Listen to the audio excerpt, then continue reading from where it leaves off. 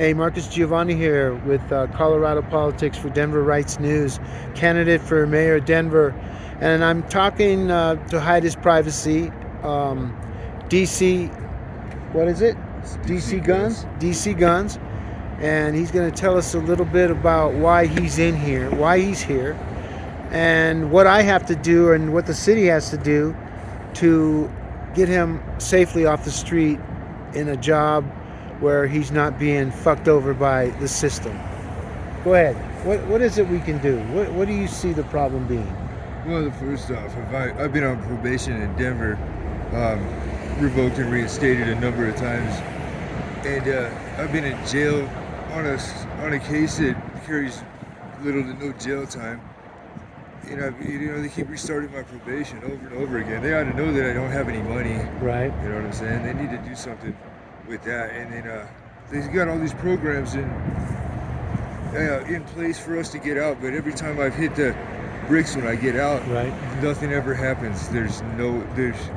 That's where it ends. Yeah, that's it. Yeah, they speak a good game, but that's it. So they're just perpetuating the circumstances and using you guys as pawns, basically. I mean, I guess. I mean, you can put how would you look at it? I don't know if they're running us through the ringer because they get, paid again on a new case. Because DOC, they used to call it running us through the ringers. Every time we got taken back on a technical violation or a violation, the feds would pay DOC again the initial amount of money that a new case would bring a new prisoner into prison for. Right. So it was highly illegal for one, and they were using us and sending us back to prison so they get that money. Right. Over and over again. Right.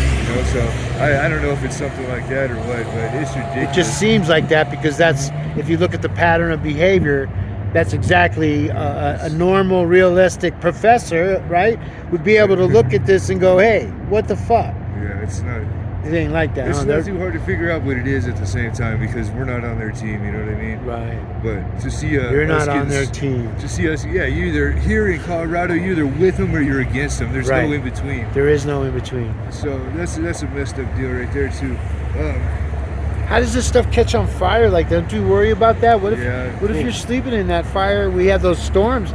That wind whips around in this area and it creates like a little. I'm sure you've seen the tornado bowls. Yeah, I heard that guy had a propane valve or something malfunction, and he was in the tent, I guess, when it caught on fire, but he got out.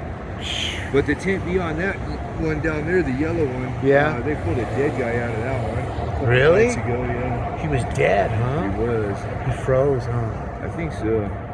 Oh, that's so sad. My friend opened the thing a little bit, looked in there, and said he was wrapped up in a blanket, but he was just up against the wall like that. And he died in the cold. Yeah, I think so. Yeah, that's sad. That's sad, dude. What about this guy?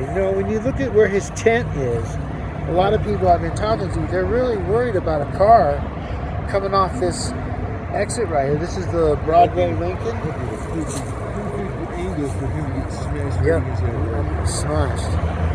So we need to figure that out, why that is that way. But hey, what would you say in closing that you'd want your mayor to do for you? We need to bridge the gap of this class war that's going on right now. We need to bridge the gap between homeless people and the people that are not homeless. See, it's either, like I said, you're either for them or you're against them. And people hate us. I understand why they hate us, man, because I don't hate you, dude. I understand. I've been there before. Well, we leave trash everywhere, and we trash every place that we go to. I understand, because that's a problem. I don't do it. I try to help. Yeah, see, if you did that, if the people did, because there's garbage everywhere, and you can't do the whole garbage thing, but you know what? If that's what you have to do, so citizens can see that you're doing your job, and when you go stand on the corner over here, they're going to go, hey, I know that dude, he's cleaning the shit up. Wear something bright green so they know who you are different.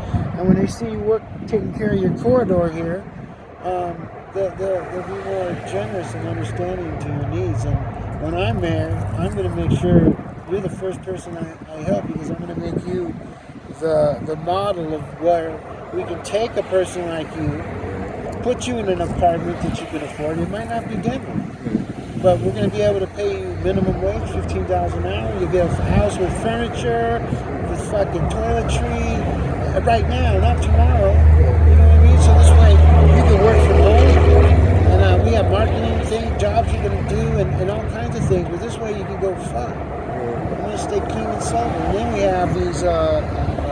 specialist that we'll give to you, that will be your financial advisor to make sure that you guys stay on, because you got to stay. You don't live like Let me add something there too. Sure. Too. A lot of people out here ended up out here because they had, I don't know, COVID or they had some bad luck or something. Right. But a lot of people, they're not drug addicts coming onto the streets. They're drug addicts because they're on the streets now. I believe that. And a lot of it is, a lot of people could attack the problem with the drugs if they had a place to operate from.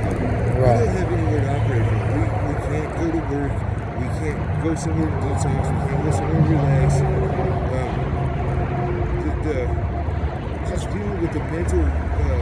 Mental. Those shit. That's what. Being on the street is where a lot of the drug abuse comes from. Because you got nowhere to go. You got to stay warm. And drugs, believe it or not, it keeps you high enough to stay alive. That guy down the road just didn't get his hit. It allows you to deal with the mental abuse of being on the street. And it's funny because you got all these mental people, all these politicians that say, we've got these mental specialists that'll arrive before the police and all this bullshit. They just keep creating more non-profit 501(c)(3)s to give them all jobs, and you guys still go hungry. And you're looking like, wait a second, we got 50 non-profit organizations that are pulling in $20 million a year, and it's nothing. Somebody calls themselves a CEO of a non-profit, they're getting paid, but they're not doing anything for anybody else. That's why they made it. They just keep talking about eradicating things they are enabling because they don't have no ideas how to fix it. You got to go to the source. So you're the source, brother. And I do have a good idea of how to fix all this, man. I really do, because I've been out here. I know what's going on, and I know what people deal with.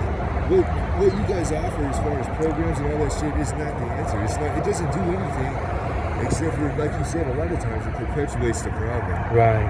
So, and then we've talked. There's organizations within homeless people.